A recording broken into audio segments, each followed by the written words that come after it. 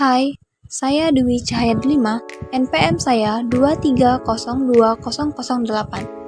Dosen pengampu saya adalah Ibu Novi Rahayu Eskom Mkom. Materi saya yaitu tentang pengendalian sistem informasi secara umum dan pengendalian aplikasi. Baiklah, mari kita bahas yang pertama, yaitu 1. Pengendalian sistem informasi. Pengendalian sistem informasi merupakan aspek penting dalam menjaga keamanan, integritas, dan efisiensi data, serta proses bisnis. Baiklah, definisi pengendalian sistem informasi. Pengendalian sistem informasi adalah serangkaian langkah yang diambil untuk melindungi data dan sistem informasi dari akses yang tidak sah, modifikasi, atau penghapusan.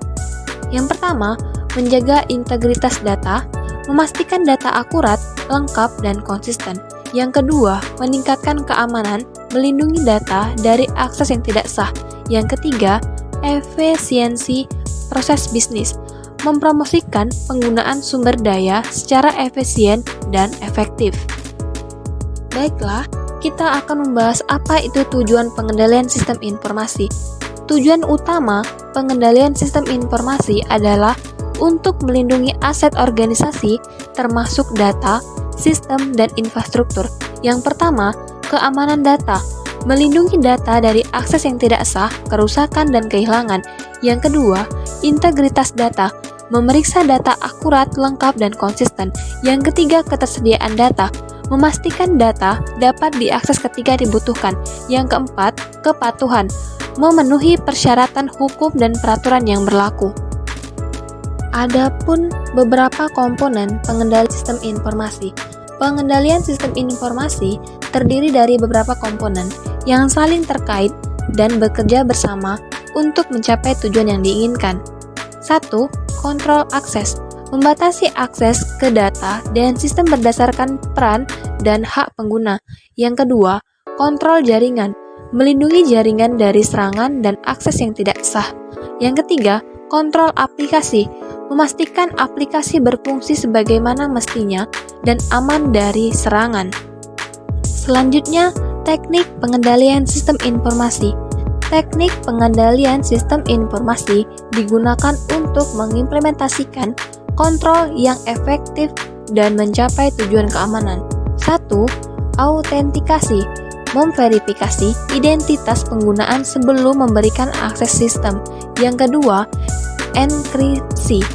Mengubah data menjadi bentuk yang tidak dapat dibaca tanpa kunci enskripsi. Yang ketiga, backup and pemulihan. Menyalin data secara berkala untuk memulihkannya jika terjadi kehilangan data. Yang keempat, pemantauan. Memantau aktivitas sistem untuk mendeteksi perilaku yang mencurigakan. Adapun contoh pengendalian sistem informasi. Pengendalian sistem informasi dapat diimplementasikan melalui berbagai metode, baik manual maupun otomatis seperti penggunaan password, enkripsi, dan kontrol akses. Contohnya yang pertama, CCTV. CCTV sistem untuk memantau aktivitas di area yang sensitif. Autentikasi, password, dan autentikasi multifaktor untuk akses sistem. Firewall dan perangkat lunak antivirus untuk melindungi jaringan. Baiklah, kita akan membahas tentang manfaat pengendalian sistem informasi. Pengendalian sistem informasi memberikan manfaat yang signifikan bagi organisasi, baik dari segi keamanan, efisiensi, dan kepatuhan. 1. Keamanan data. Mencegah akses yang tidak sah, kerusakan, dan kehilangan. Yang kedua, integritas data. Memastikan data akurat, lengkap, dan konsisten. Yang ketiga, ketersediaan data. Memastikan data dapat diakses ketika dibutuhkan. Yang keempat, efisiensi operasional. Meningkatkan efisiensi dan kebutuhan produktivitas. Yang kelima, kepatuhan. Mematuhi persyaratan hukum dan peraturan. Adapun tantangan dalam pengendalian sistem informasi. Tantangan dalam pengendalian sistem informasi terus berkembang seiring dengan munculnya teknologi baru dan keamanan yang lebih canggih. 1. Kompleksitas sistem. Sistem informasi yang kompleks sulit dikelola dan diamankan. Yang kedua, ancaman keamanan. Serangan siber yang canggih dan terus berkembang. Yang ketiga, kurangnya sumber daya. Kesulitan dalam memperoleh sumber daya yang cukup untuk keamanan informasi. Yang keempat, kecepatan perubahan teknologi. Kesulitan dalam mengikuti perkembangan teknologi yang cepat. Di sini kita akan membahas tentang peran manajer dalam pengendalian sistem informasi. Manajer memainkan peran penting dalam menerapkan kebijakan, mengimplementasikan kontrol, dan memastikan efektivitas pengendalian sistem informasi. Yang pertama, menemukan kebijakan, menetapkan kebijakan keamanan informasi. Yang kedua, menerapkan kontrol yang efektif untuk melindungi data dari sistem.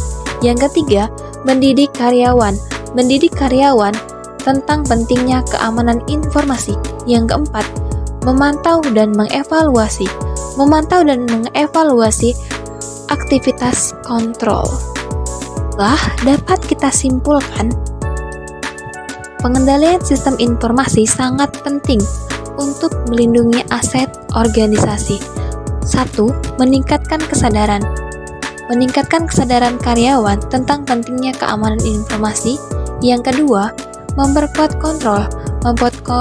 kontrol yang ada dan menerapkan kontrol baru. Yang ketiga, investasi dalam teknologi dan sumber daya keamanan. Baik, selanjutnya kita akan membahas materi yang kedua, yaitu tentang pengendalian aplikasi. Pengendalian aplikasi merupakan aspek penting dalam sistem informasi. Hal ini memastikan keamanan, integritas, dan efisiensi data serta proses bisnis. Baiklah, langsung saja kita akan membahas tentang definisi dan tujuan pengendalian aplikasi. Definisi pengendalian aplikasi adalah serangkaian langkah yang dirancang untuk melindungi data dan sistem dari kesalahan, penyalahgunaan, dan ancaman keamanan. Tujuannya adalah untuk memastikan keakuratan, keandalan, dan keamanan data, serta untuk menjaga integritas proses bisnis yang didukung oleh aplikasi. Baiklah, kita akan membahas tentang komponen-komponen utama pengendalian aplikasi. Yang pertama, pengendalian input, mekanisme untuk memvalidasi data yang dimasukkan ke dalam sistem, memastikan keakuratan dan kelengkapan data.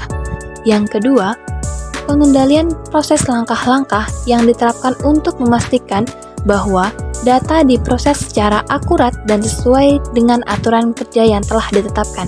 Yang ketiga, pengendalian output, prosedur untuk memverifikasi keakuratan dan keandalan hasil pemrosesan data dan memastikan bahwa output dapat digunakan dengan benar.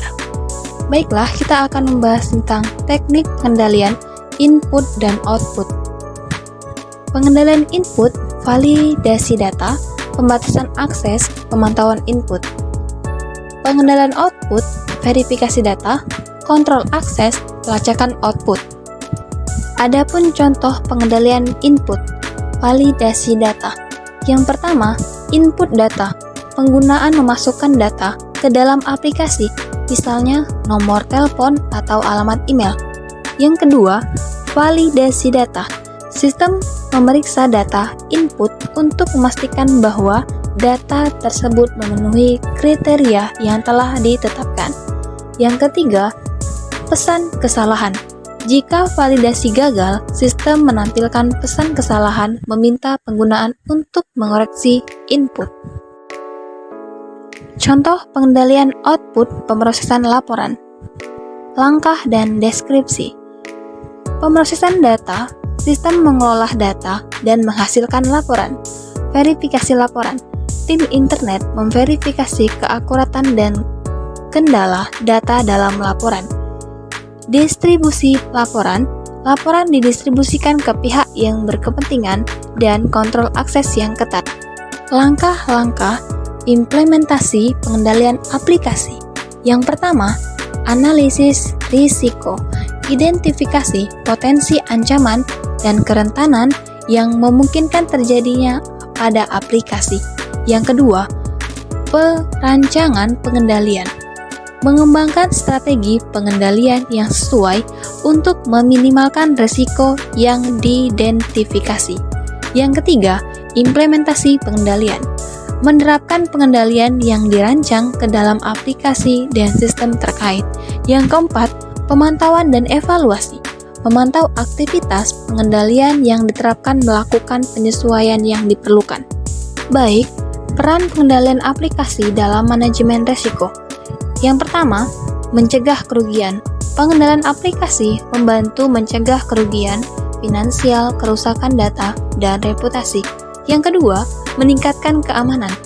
Pengendalian aplikasi melindungi data dan sistem dari akses yang tidak sah dan ancaman keamanan.